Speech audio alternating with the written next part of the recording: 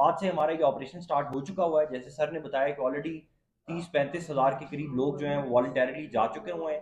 पूरी तरह से मुहिम जो है वो कामयाब चल उनको रही हम है। जो है वहाँ से बाई रोड भेज रहे हैं कराची से, जो इंडियंस हैं उनको हम बाई बाई एयर भेज रहे हैं, जो नाइजीरियंस हैं उनको इस्लामाबाद से हम बाई एयर भेज रहे हैं, उनको हम चमन से नहीं भेजेंगे। जो लोग यहाँ पे चमन की उनकी शहरत अफगानिस्तान की है, उनका रास्ता बनता कमरदिन कारेज या चमन है। तो इस वक्त चमन के रास्ते उन लोगों को भेजा जा रहा है, लेकिन बाकी लोगों को, मिसाल मकरान डिवीजन की हम बात कर रहे हैं, उन लोगों को जो है हम ईरान भेजेंगे तो उस रास्ते से जाएंगे जहाँ पे वो उनकी जोग्राफिकल प्रॉक्सिमिटी है। तो मैं अगेन कहता हूँ कि किसी कम्युनिटी के खिलाफ नहीं है, ये पाकिस्तान की इंटरनल सॉवरेनिटी का सवाल है। जो भी है, जो भी जबान है, जिस कम्युनिटी से भी है, माजी में हमने उनको मेहमान नवाजी के तौर पर अपने दरवाजे खोले थे। 40 साल से की बात नहीं कर रहा, मैंने आपको कहा ना, 10 साल तो बाद में नाइजीरियंस कम्युनिटी के लोग हैं जो उनके पास कोई आईडी नहीं है, उनके वीजे एक्सपायर हो चुके हैं, बाकी लोग हैं, उनके खिलाफ कार्रवाई अक्रॉस द बोर्ड हो रही है। ये स्टेट की इंटरनल सॉवरेनिटी है जो हमने री इन्फोर्स करनी है। आपने अभी कहा कि उनकी मैदानी जब्त की जाएगी, उनका सुराग लगाया जाएगा, इसका टीआर क्या होगा कि उनका सुराग लगाया जाए, उन्हें जब्त किया जाए? सर इजाजत है। Please please. अच्छा, इसमें ये बहुत ज़्यादा सवाल आ रहा है कि जी प्रॉपर्टी की अटैचमेंट जो कानूनी तरीकाकार है उसको हम कहते हैं attachment of property under land revenue act. इसी तरह फॉरेन नेशनल्स एक्ट में भी ये प्रोविजन मौजूद है। अभी तक जो हमारे पास तकरीबन 30,000 के करीब जो लोग इविक्ट हुए हैं उनका हमने जो डेटा चेक किया, किसी ने भी अपने नाम पे प्रॉपर्टी नहीं रखी हुई। उन्होंने यहाँ तो बेनामी किसी के नाम पे करवाई हुई है, यहाँ वो रेंट पे यहाँ पर रह रहे थे। और वैसे भी हमारे लॉ के अंदर है कि कोई भी फॉरेन नेशनल जिसके पास पाकिस्तान का CNIC नहीं है, ना वो अपने नाम पे रजिस्ट्री इंतकाल करा सकता है, ना वो फर्द का इंतकाल करा सकता है लैंड रेवेन्यू एक्ट में। हाउएवर अगर इस तरह की कोई प्रॉपर्टीज मिलती हैं जो हमें कंफर्म हो जाता है कि उनका कोई वाली वारिस नहीं है, वो अवैक्वी प्रॉपर्टी है या एक तरह से वो उनका कोई ओनर उसकी क्लेम नहीं कर रहा, तो उसको हम लैंड रेवेन्यू एक्ट के तहत अपने नाम पे भाग सरकार जब्त करते हैं टेम्पररीली। जब और उसके ऊपर एक प्रोसीडिंग स्टार्ट हो जाती है जिसको हम कहते हैं अटैचमेंट प्रोसीडिंग। वो हमारी स्टार्ट हो जाएगी, जगह जो है उसको हम सील कर देंगे, उसकी इन्वेंट्री जो है एक मैजिस्ट्रेट साहब बना लेंगे। तो उसका एक तरीकाकार एग्जिस्ट कर रहा है। फिलहाल अभी तक ऐसी कोई प्रॉपर्टी हमारे सामने नहीं आई।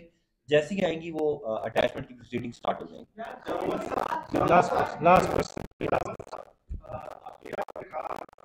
सेंटर बनाएंगे। माजी में हमारे तजर्बा रहा 2019 में जब कोरोना के लिए सेंटर्स बने थे तो वो एक करप्शन के मरकज बन गए थे। इस बार जब आप होल्डिंग सेंटर बना रहे हैं, वो उसमें करप्शन रोकने के लिए या पीडीएमए के जो धंधे हैं उसको रोकने के लिए क्या इकदाम करें?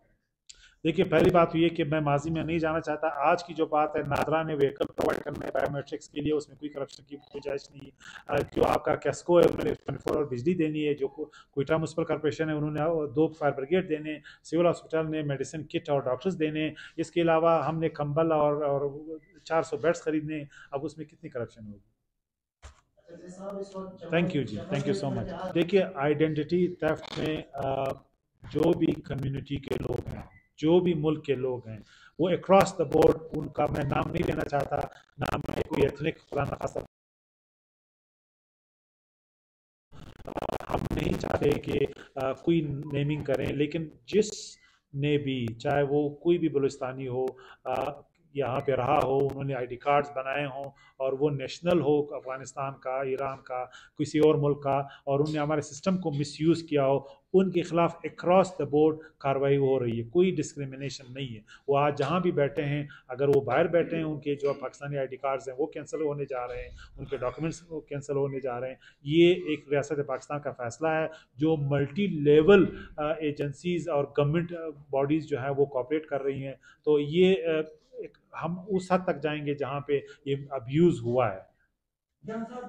CNI से ही देखिए, इस वक्त जो डाटा है 70,000 ब्लॉक है, उस पर कार्रवाई हो रही है। आपको मालूम है उसमें मल्टीपल एजेंसीज जो है वो इन्वॉल्व होती हैं, उनकी वेरिफिकेशन, उनमें आप जाते हैं, उनके सर्टिफिकेट्स ढूंढते हैं, इलाकों में जाते हैं, उस पर कुछ DNA रिक्वायरमेंट होती हैं। तो ये कॉम्प्लिकेटेड काम है, लेकिन ये तमाम अक्रॉस द बोर्ड होगा।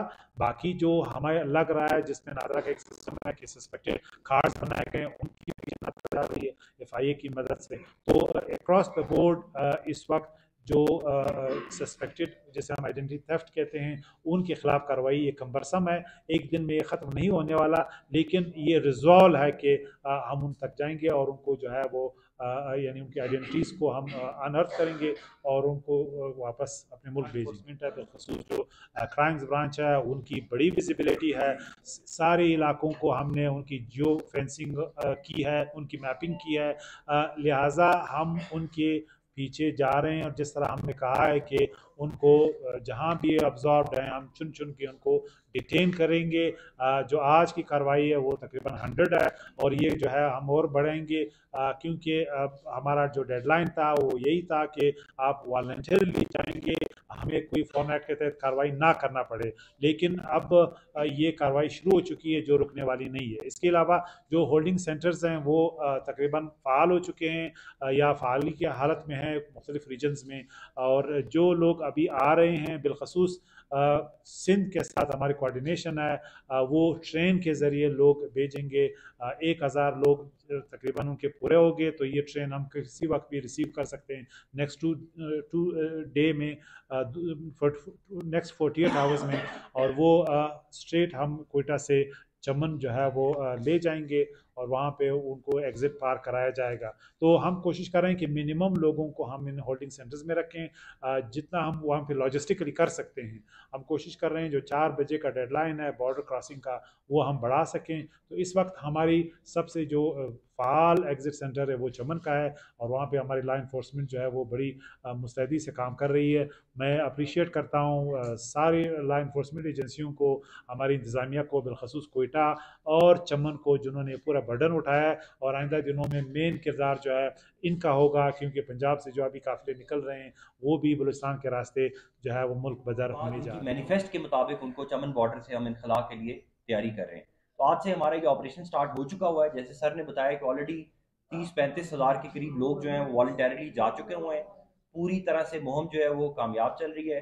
होल्डिंग साइट के अंदर हमारे नादरा, FIA, ज़िले इंतज़ामिया और बाकी जितनी भी अलाइड फैसिलिटीज़ हैं वो हम उनको प्रोवाइड कर रहे हैं। लेकिन इसका मकसद सिर्फ यही है कि इनको यहाँ पे टेम्परेरी हम अपने पास रखेंगे और फिर इवेंचुअली विदिन 24 आवर्स जो भी बैच आएगा उसको हम चमन बॉर्डर पे इविक्ट करेंगे।